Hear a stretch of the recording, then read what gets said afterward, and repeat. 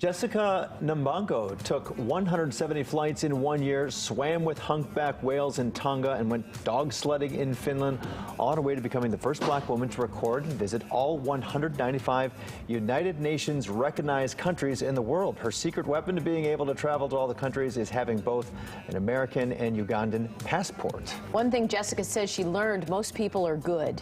You can see and read all about it in her book, The Catch Me If You Can, One Woman's Journey to Every Country in the World. And Jessica joins us this morning. Jessica, thanks for being with us.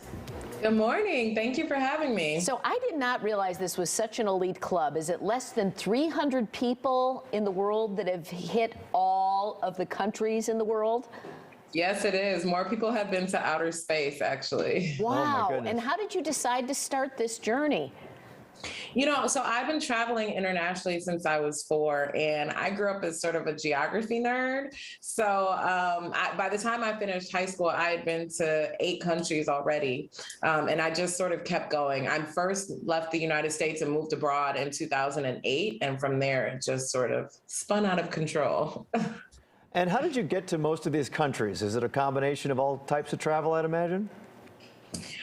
Yeah, I mean, mostly flights for sure, but there's definitely places that I drove into. There's even some countries I walked into, like I walked into Afghanistan from Uzbekistan.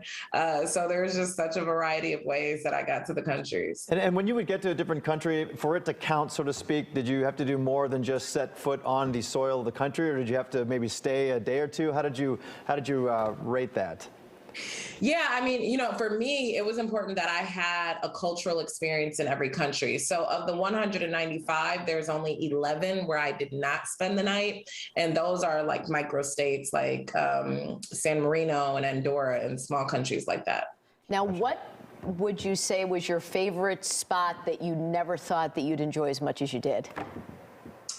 Oh, that's a good question. So I don't really have favorites. There's so many that I love. In my book, I talk about 100 different countries that have amazing stories. But some of my favorites and the places that I constantly go back to are like Cuba, Senegal, Jordan. I loved Iran, though I've only been one time.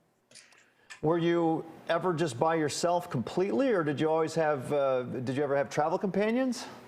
I traveled alone often. So I did 89 countries by myself. And, you know, a lot of people are so afraid of solo travel. And I really hope what they get out of my book is sort of, I hope that my book helps them to release that fear, you know, because a lot of people worry about traveling as a Black woman or traveling solo as a woman. And I really hope through the stories of the strangers that I met who made my journey so beautiful that people really start to trust more strangers, because truly most people are good. And I think a lot of people would like to try, doing what you did, or at least go to a couple of nice places, but the cost can be prohibitive.